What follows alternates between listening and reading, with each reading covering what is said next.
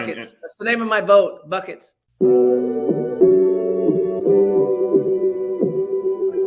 Buckets. What we get. Not the only transfer we got from Florida. Keith Stone, too. Remember that. Everybody who watches his show on a regular basis knows my love of the stretch four. You know, we all make mistakes. He might have made one going to Tallahassee. If y'all don't know. Dribble to the left, cross over to the right. Hurricane to the game, many buckets for the night. Matt with the pick and roll, Melissa with the give and go. This Shally-oo, pretty girl dunking in the hole. Check the scoreboard, this what we fall for. Peep the gameplay, they want an encore. Yeah, overtime for another round. It's buckets out the buckets, baby. You out of time. It's buckets. What it is, homie, it's buckets. Woo! We getting buckets. Yeah, baby, buckets.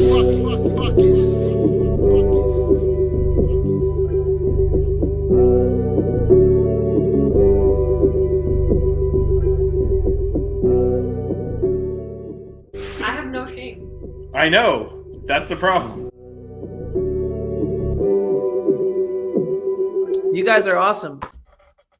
What's up, everyone? Welcome to another episode of Buckets on Six Ring Canes on back-to-back nights. Matt's not here, so I'm trying to do justice with the intro, but me and Vish are here. We're gonna three-peat because Matt and I are back tomorrow. Are you? Oh, that's right. You are gonna do a pregame for UCF. So Yeah. So I wasn't able to make the show last night because I was at work, although I did tune in when I had a chance. So I did watch part of it. Yeah. Melissa has been basically working every night recently. I've had two nights off in the last week. And I got 2 more days of work. I got 2 more nights of work coming up. Yeah, you know, you go on vacation for almost 3 weeks and you come back and it's just, let's go.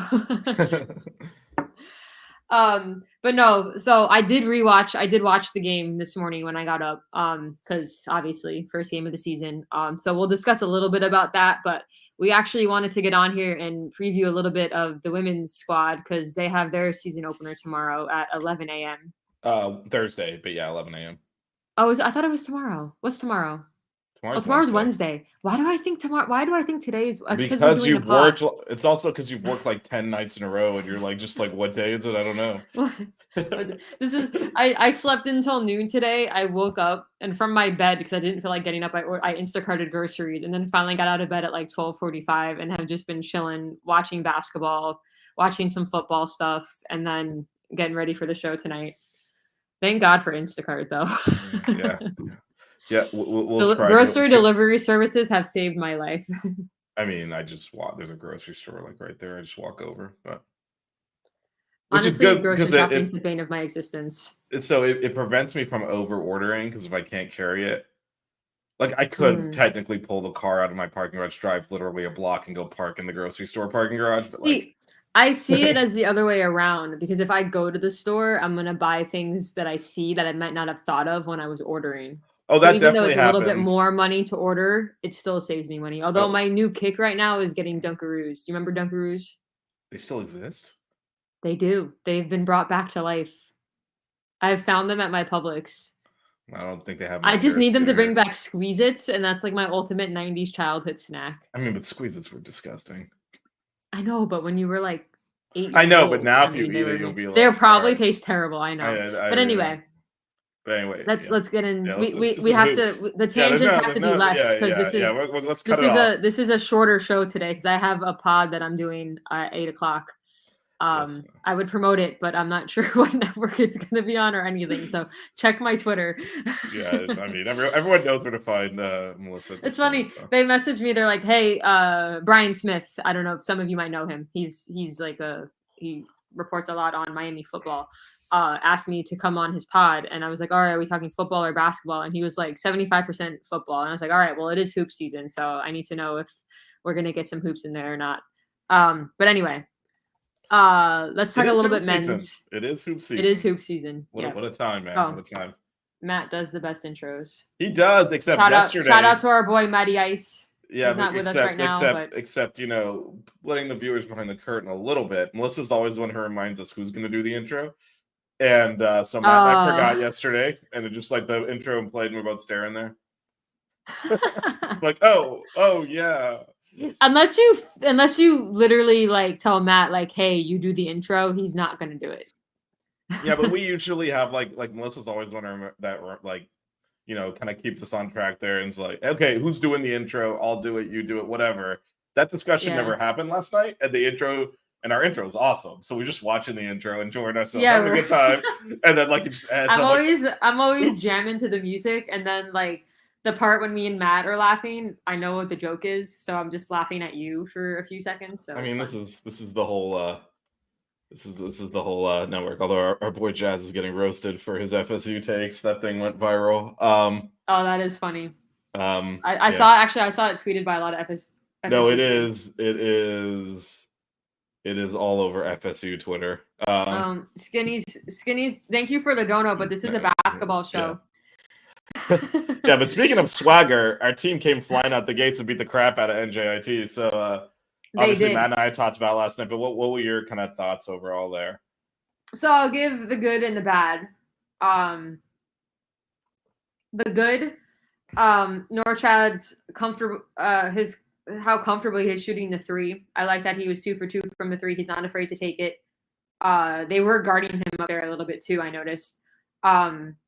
He actually seemed really. That's all right, Skinny. We appreciate you anyway. Stick around for some basketball talk.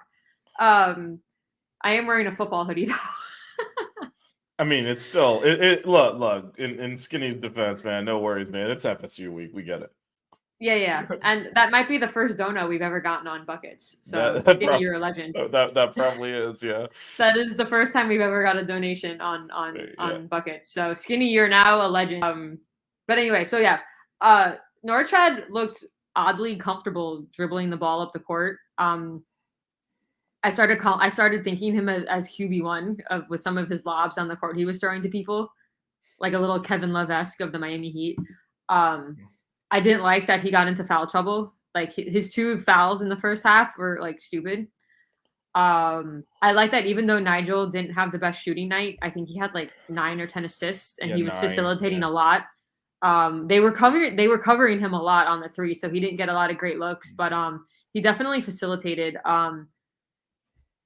Wilga took a few minutes to kind of warm up and get into the game, but once he got comfortable, he was shooting lights out. And that one little like baseline jumper, I was like, okay, Isaiah Wong.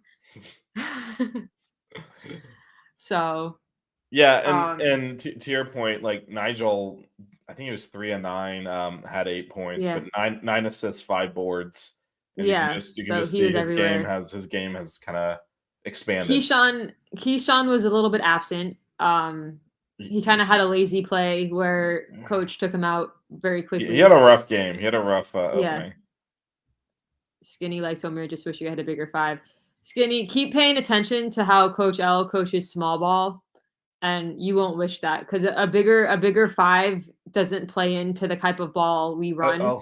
And our ability to get out on the fast break and convert as well as we did is going to be a big part of our offense this year. I will say, and there's no I in this, so hopefully we're pronouncing this right by calling him Skinny. I'm just saying Skinny because what am I going to say? SKNNY? Like, well, I mean, man, throw a comment in there if you want us to call it something else. But I will say I wouldn't want to replace Norchad. I'd like another option down the road if we get into a situation. All right, awesome. If we get into a situation like he's calling out like UConn, like because this version we've said it before, but really because I'm even more like in on that now because this version of Norchad can easily play the 4. So like if you get in that situation, it's not take Norchad. Like if we had a bigger person that would come in and play next to him. Maybe Nwoko, if he develops a little bit, he's a little bit taller, but not That's really. a lot to put on. That's a lot to put on. No, I think he's a lot bit taller. So there's definitely but he's so like slender.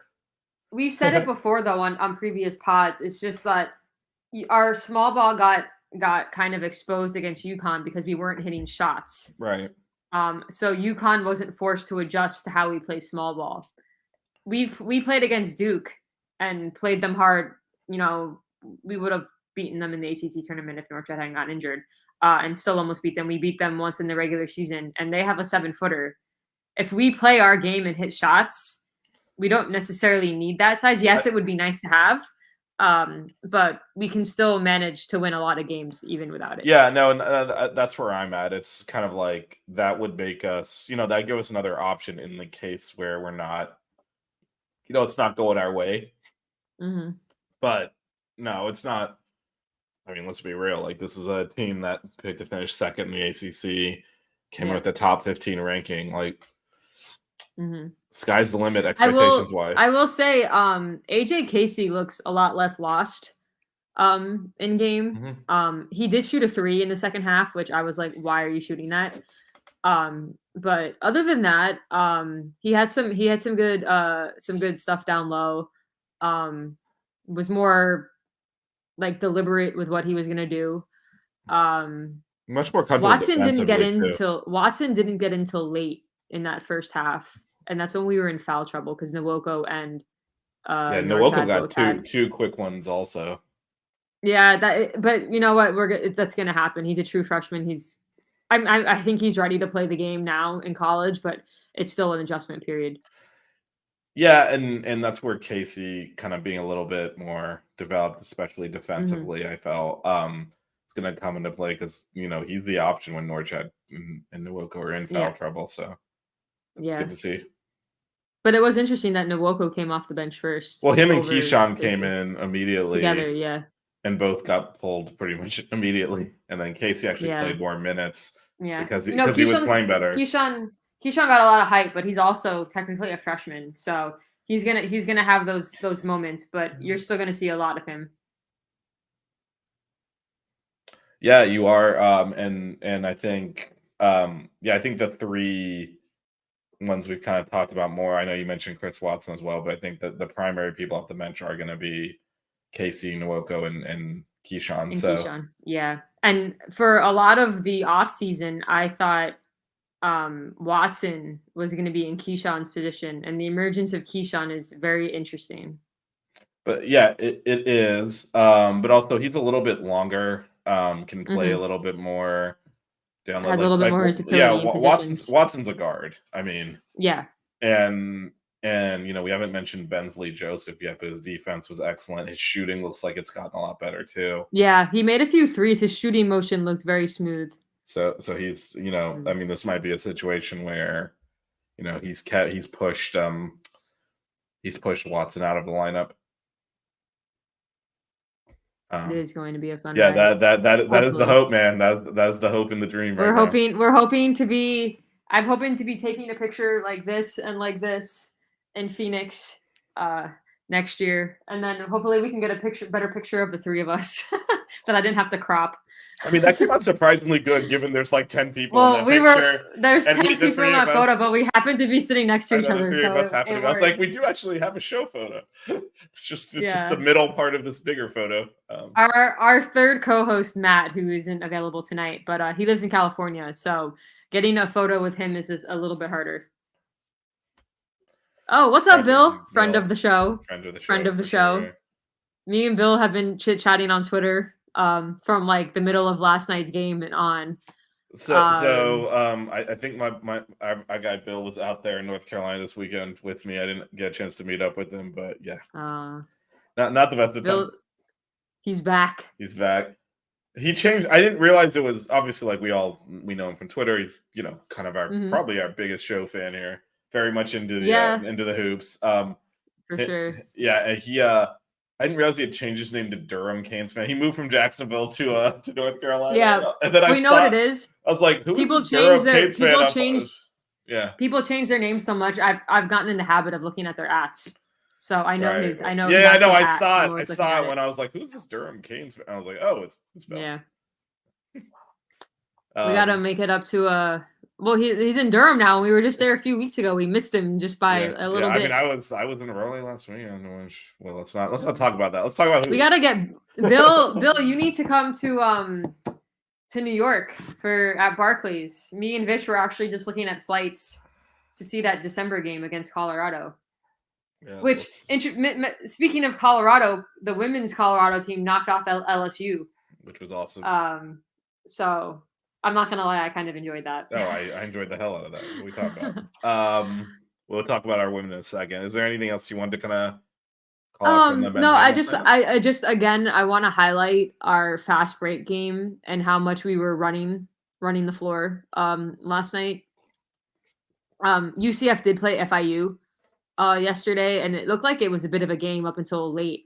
And from what I think it was Bryce was in the chat last night saying that they were struggling with the press. So I'm interested to see if we see any different defensive looks from the team on Friday. Yeah, we were, I would say, defensively a lot more aggressive than good. Mm-hmm. We put pressure on them, we turned them over some, but we also gave a lot of open shots. Which again, Coach L even coming in here was like, defense is a work in progress. You kind of see a little bit of that. So we'll see how that pans out on Friday against UCF. But we also had some really good defensive moments too. Just hands in the lane, hands always up, deflecting. Right. It was more of like, to me, it was more of like a gambling defense where we made plays, but then, you know. Also, I need people to stop comparing Cleveland to Jordan Miller. I mean, we're gonna. Matt and I were. You're in the chat, like, I understand he's kind of playing that position, but it's there are some differences there. I will say, and I didn't mention Cleveland, and I meant to, so I'm glad I just thought of this. Cleveland's athleticism surprised me a lot, and I think I said it in the chat last night. He was, I mean, the whole game, but even early on, he came out with like full aggression. How many like putbacks did he have on the offensive boards? He had a few putbacks and he had a double overall. So. I think his jump shot I think is only going to get better, but his ability to like drive the lane slash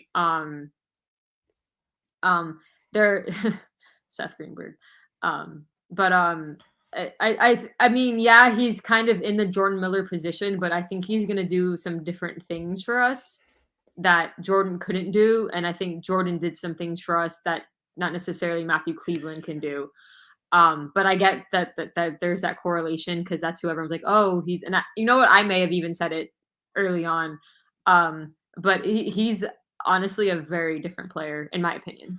Yeah. And you know, it's very early. Let's see. You know how the beginning of the season unfolds, but him and Norchad were the energy. Well, that's what I'm saying. Might be a better fit in a way, because Jordan was definitely more of a methodical player, and Cleveland is like going to touch the shot clock. So another friend of the show. Yeah. What's up, Daniel? All our friends are here, even though we're on a random night that we never do the show on. So good. Yeah, this is a quickie. It's a quickie. Yeah. And we got our first donation. Skinny will forever live in Buckets history. Yeah, even if it was accidental. Even though he thought it was the football show, but we still appreciate it. Yeah. No, the football show is the one where I fought with the fans. Yo, look who's in the chat. We got the OG here. The OG, who's also on the board on the Wall of Fame. Miami Flow himself. That is the original. Yeah. So just real quickly before we pivot to the women's, just in terms of the upcoming schedule, because it's gonna get intense pretty much immediately. Oh yeah, so it's going. So you mentioned UCF and FIU on Friday. Played and then FIU. Those are our next two games, like you said. UCF Friday, 7 p.m. That is the raising the banner. I'm hopefully going to that. We will see. We will have a post game, so definitely check that out. And again, Matt and I are going to do a little bit of a preview of that UCF game tomorrow. So yeah, definitely, we're here. No, we're going to do the preview tomorrow. Oh, you're doing the preview tomorrow. Okay. Yeah, we're going to do the preview tomorrow. I have an extra shift on Thursday. Otherwise, we totally could have done a breakdown of the women's game Thursday night. Yeah. Unless you, no, I won't have time to watch it. Never mind. I was going to say, because I don't go into work on Thursday till 6. So I'm like, we could do a quick one before, but I don't know that I'll have time to watch it beforehand. I mean, you're not going to like work till 3 in the morning and then wake up and watch the game at 11.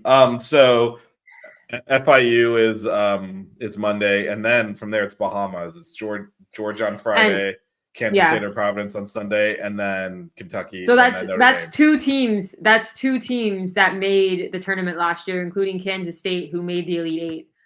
And I think Georgia is actually better than previous. They just got a big like 4-star commit too, didn't they? Yeah, they have the former Florida coach Mike White's there.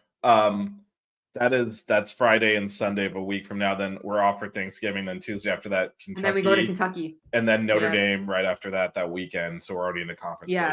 So There's not really any cupcakes. Like this was our warm up. We had our exhibition. We had the NJIT, and now we're going. Because you got to remember UCF in there and stuff, and that's why it's early.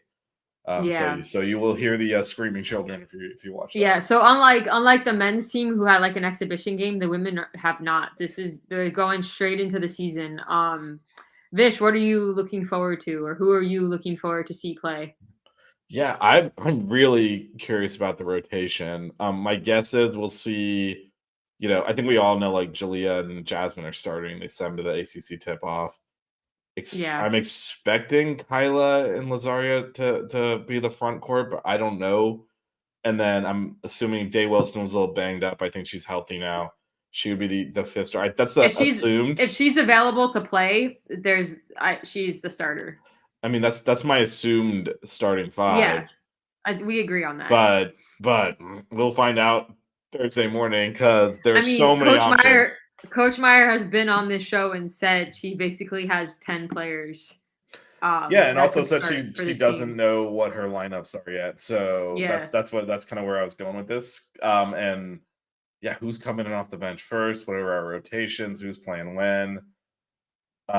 Is there a specific player? I mean, I guess I'll limit this more to who was on the team last year. A specific player you're looking to like kind of break out and be like, oh snap, look at the improvement. I'll give you. There's a couple I'm thinking of, but I'll give you one, and then you can also answer your own question. And then if it's not the one I was thinking of, then I can give the other one. So I want to just like list half the team, and then maybe say, well, there's nothing left for you. I'll go Jalea. She was kind of actually more of the starting point guard 2 years ago before the Cavenders came in. She kind of played more off the ball last year. I think getting the ball back in her hand as the primary ball handler. She said she's worked on her 3-point shot, so fingers crossed on that. If she does that, defenders are toast. Yeah, because she's very hard to keep out of the paint already. And then she's really good defensively. She's kind of a complete player. So if she takes like another incremental step forward, she's going to be one of the best point guards in the ACC. Oh, for sure. She's on my list. But I think I've said this before. Coach Meyer has me so hyped for Lazaria Spearman. Like all the stuff that I've heard about her, what she said on this show, what I've seen in interviews about what she's capable of doing. And because she missed a part of the season last year with injury, because she could be your stretch four, and everybody who watches the intro knows my love of the stretch four. So I'm in women's basketball, but that's okay. So I gotta go with that. What number does she wear? Does she wear 4? No. I thought it was 32. Hold on. I will do a roster check because they might have also changed numbers. Yeah. She has 32. Okay. 32. Does somebody wear 4 on that team? Yes. Can you guess who? Not Jalea, but someone else I interviewed. Oh, is it Jasmine? Yeah. Did she wear 4? Yep. Did she wear 4 last year? Yes, and that's also in our intro. Oh. But she took over the Villanova game and was celebrating after she roasted her ass. No, I should know that, honestly. No, 4 is the number I wore in high school, so that's always like that's my jam. Whoever's wearing 4. So Bensley better be repping it. I mean, he was repping it last year too with his defense, but 4 is my sister's number. 4 is my number. But Zaria was on my list too. In fact, if we said name 2, she would have been the second one. And I was like, I'm not going to do that because I had a feeling. Yeah, to your point, I would have named somebody else. She got off to a slow start last year, kind of started finding her rhythm, and then got hurt again. Was playing by the end of the year, but kind of stunted her growth a little bit. But there were before that injury, there were months where she flashed, where it was like, well, okay, this is a different level of talent than we're used to. She was in high school All-American? Her and Kyla Oldacre were McDonald's All-Americans, yes. So our starting front court likely are 2 previous McDonald's All-Americans. And I think people are sleeping a little bit on the talent here. Yeah. What, they had us finishing 5th, the ACC predictions? I believe 6th, which actually 6th? Might not. Yeah, which actually, given the quality of the of the ACC. I mean, it's not outlandish. No, it's not. There are some. Did the Notre Dame South Carolina game go final? I am not sure. Because that looked like a really good matchup, but I don't remember when I saw it. Are you like Googling? I'm now, thanks. You ask me random questions. I could have looked it up myself, but you're quicker. Well, let's see.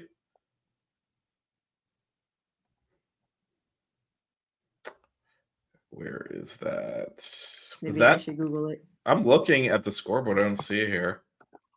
Oh, there thought it I is. saw Yeah. Oh, something. yeah. Yeah. South Carolina won by 29. Oh, so I saw it in the first half then. So, I'm also looking forward to seeing what Jasmine does, honestly, because she kind of broke out that second half of the year. And obviously, her being one of the ones that went to ACC Media Day, I see her as having the ball in her hands a lot. And she actually talked about that was the part of her game she worked on. It was kind of more of her one-on-one play. We talked about how her season kind of evolved because she was not a starter, and Destiny got hurt in the middle of the year, and she had to step up into that role, and she was so good. She never went back to the bench. They benched somebody else. Yeah, no, they benched someone else. They benched Carla, I think. And they both ended up playing. So, but now it's like it's kind of in a way. I mean, we have so many players that are good, but it's kind of Jasmine's team. I think so. Yeah, and I think she What up, understands IMAX? that. Shout out to IMAX. I think she understands that and was kind of like, looking forward to owning that role. And that's why she said she worked a little bit on her shot creation and that kind of thing. So I think she knows if, name of the show, if we need a bucket, it's probably going to her. It went to Destiny. Well, I mean, if you look at it, Destiny Destiny was our go-to. Had some big shots in the last few years for us. So that's definitely a role someone's got to step up into. And Jasmine handling that, I think she can. Right, but we brought in another player that might be able to do that, which we haven't talked about, which is Cheyenne Day Wilson, who. Oh yeah, I mean, that's a bit of a coup there. That's one of the best players in the ACC coming from Duke to Miami. Is a massive addition to the backcourt. She's a junior, played 2 years at Duke. Yeah, she's a junior. Yeah. Was starting at Duke, and transferred. She was the freshman of the year. Freshman of the year, yeah.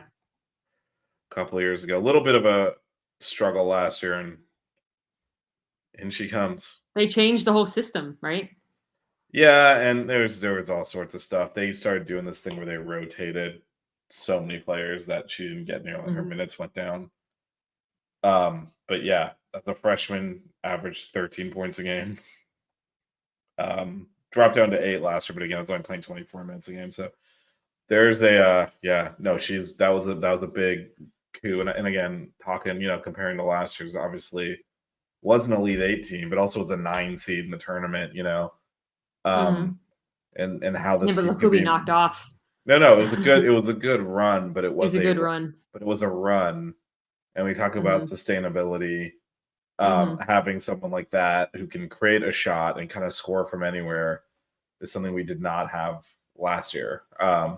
As good as Destiny is, and her leadership is off the charts, and if it comes down to crunch time, you're like, you take Destiny over anyone, right? In a dogfight. Yeah, well, we brought in a few people who can do that though. Right. Not just Cheyenne Day Wilson. Right. But that was missing last year, like something like what happened in the LSU game. Much less likely to happen with this roster, with this many people that can create their own shot. But I mean, Jada Patrick lit us up last year at the Watt for Columbia. Yeah, I'm interested to see. Like, this is where like the rotation is going to be fascinating on these, because we have so many. Because we haven't talked about Lachey Dwyer yet. No.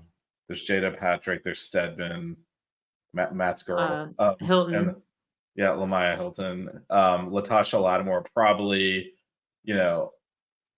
I heard she should be good to go, but we'll see. She did get injured pretty badly last year.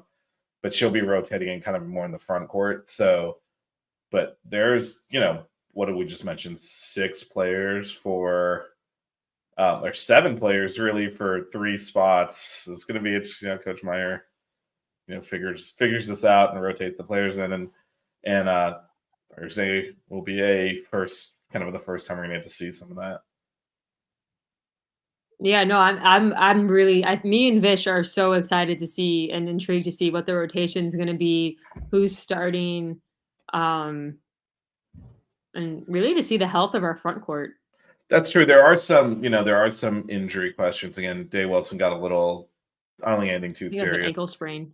Yeah, and then Latasha's still not played since last year, and you're going to need those players. I think one of the things that we didn't have a lot of last year was front court depth, because Spearman got hurt, Latasha got hurt.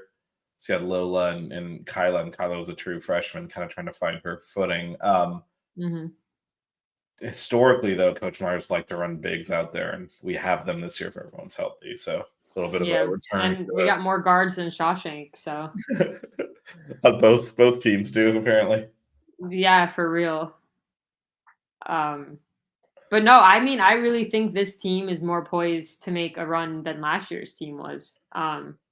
Again, it all comes down to matchups when you get into the tournament, but I think they can. I mean, obviously the ACC is stacked, so I'm not like being like, oh, we're going to win the ACC, but I think we could make another run. Yeah, and we talked about as we kind of wrap up here, looking at the schedule. We talked about the men's, the women's is no picnic. They do have a little bit more of a soft open because they got Fordham on Sunday after Jacksonville on Thursday, then Southern, then they host that Thanksgiving tournament, which is ETSU, Norfolk State, and Colgate. They'll play 2 of those 3. They'll play Colgate for sure, and then ETSU and Norfolk State. Those are games you kind of expect to handle. But then Mississippi State at Mississippi State, NJIT again, the other team. But then DePaul, who blew us out last year. Then a fake neutral site game against Baylor, which is really a road game. It's in San Antonio. It's in Texas, so it's not really neutral. So those are kind of 3 tough out-of-conference games. And Coach Meyer also talked about how Jackson State's going to cause us problems because of the way they play. So there's just a lot, it's not going to be an easy schedule because then once you hit ACC play, it's the best conference in women's basketball. Yeah. So it'll be a good ride. It'll be a good ride. And I think, Melissa, to your point on matchups, they obviously matter a lot, but in the women's game, you gotta get those top 4 seeds so you can host, because otherwise you are having to go on the road and beat someone. Obviously, they won in Indiana last year. They're capable of doing these things, but that's when I was talking about recipe for continued and sustained success. It's not going into Indiana and winning consistently. Like that's not the best way to do these things. And for anyone who hasn't seen us talk women's basketball before, obviously seeding in the tournament matters, but in the women's tournament, in the first and second round, if you're a top 4 seed, you actually host that bracket. So like last year, we were a 9 seed. In the second round, we had to play number 1 Indiana on their home court. So getting a top 4 seed in the tournament has even more stakes attached to it than the men's tournament, just because you host the round. Yeah, the first 2 rounds. And there's a massive difference between 4th and 5th. Yeah. It means you're playing the second round game at home versus the road against basically the same team you would have played otherwise. And women's basketball too, it's so top heavy at the top. Like there are some really, really, really good teams, and then there's a drop. So the later you meet those teams in the tournament, the better. Yeah, no doubt. And that's why games like, this Jacksonville and then Southern on Sunday and all that, those are Fordham on Sunday. Those are important because you cannot. We have dropped some of those games the last few years, and it has put us in a lower seeding than we should have been based on the way we were playing at the end of the year. Obviously, you'd rather be playing better at the end of the year. Coach Myers even said that we start slow. Yeah, and you'd obviously rather be playing better at the end of the year than the beginning, but you also don't want to put yourself into that position. I mean, 2 years ago, we were playing really well, made the ACC tournament final, but had to play at South Carolina in the second game, and that was done. We actually played pretty well, but we weren't you're not going to beat that team.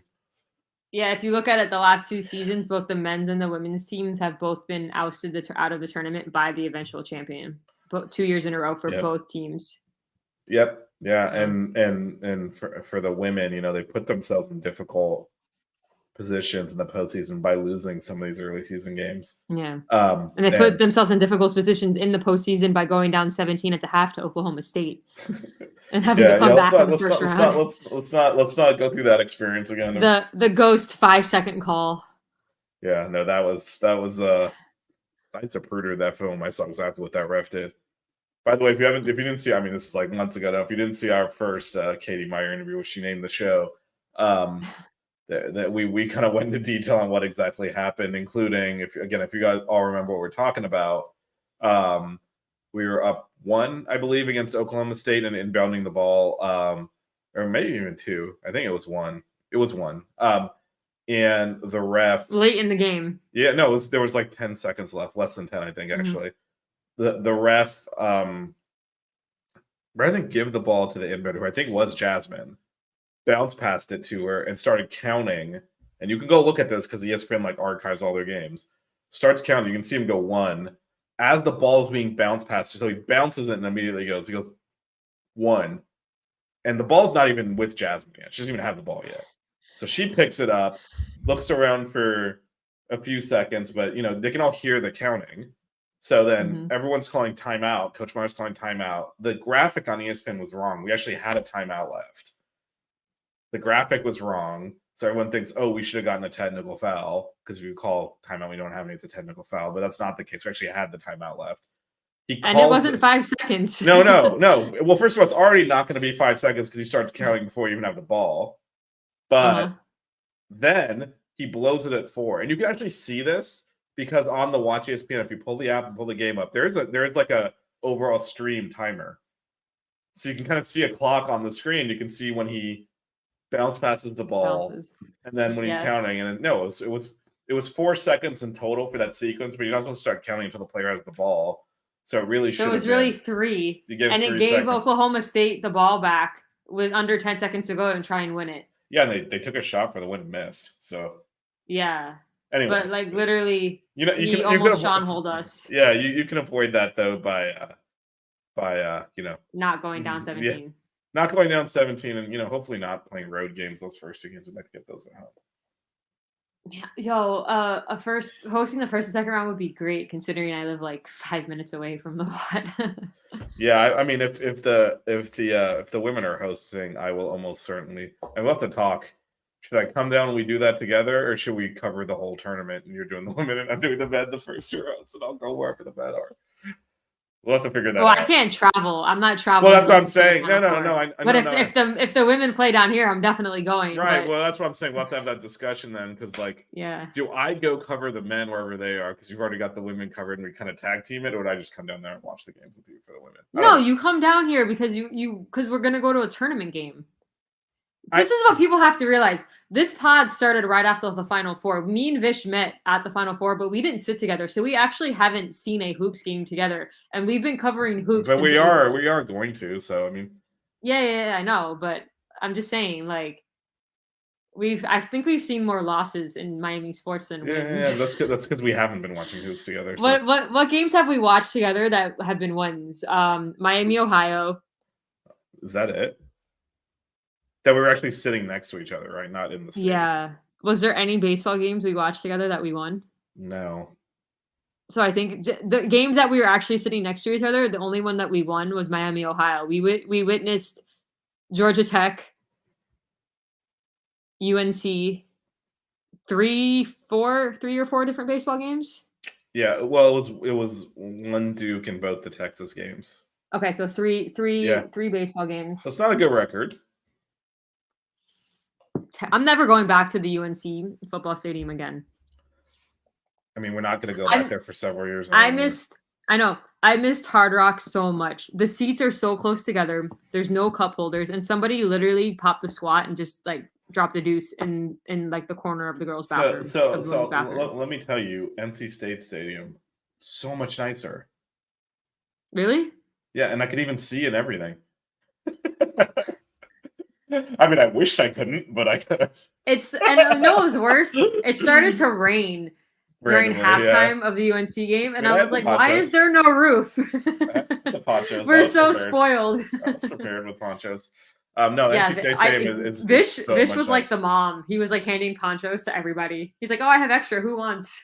I mean, I came prepared. I was like, I looked at the weather and I'm He like, did. we're going to get wet, and I got ponchos. Yeah. No, And NC I State made a Stadium horrible is call by leaving my hoodie in the car because it got cold in the second NC half. State Stadium was actually really nice, and even though they have the bench, the bleacher seats where we were, more Mm-hmm. comfortable than those narrow ass like wedge your ass into a horrible chair Yeah. back that they had at UNC. So no, it was So better stadium, worse All right. offense. All right. Anyway, So hopefully we're going to New York in December to see us play at Barclays against Colorado. I mean, we might see a game before that. I'm in town for most of Thanksgiving break, and I think Hopefully I'm not I working. think there was one women's game we're gonna hit up. What day? I gotta see when my. No, we went through all the we'll schedule, talk. and it was the only one that you could do. But maybe something changed. Yeah, Thanksgiving's crazy because I'm at my mom's for Thanksgiving. No, and for it wasn't Black that. Friday. It was. I think it was that Sunday. Maybe it was like there was only one day where you weren't working or Yeah, doing something. it depends when my Friendsgiving is also because I can't ditch the guys, but hopefully I can do both. The guys, these are the guys. They're the only non-YouTuber people on my board. They should feel honored. All right. So anyway, we're gonna have buckets tomorrow again. We're gonna preview Matt and I'll preview UCF. The women play 11 a.m. on Thursday. The men then play UCF Friday at 7 p.m. That is banner hanging. We will have a post game for that. Melissa might. We'll have a post game that, and we'll hopefully we'll talk a little bit about the women's game as well that night. Too. Yep. Melissa might be doing a hit from the stadium on that. We'll see. We'll see. Vish knows my situation there. Yep. and only one thing left to do, Melissa, and it's on you. All right, everyone. Have a good night. Make sure you tune in for the women's game Thursday at 11. Guys play UCF Friday night. Go Canes, and cue the Sox outro. Don't cry. Keep it chill. Wear good socks.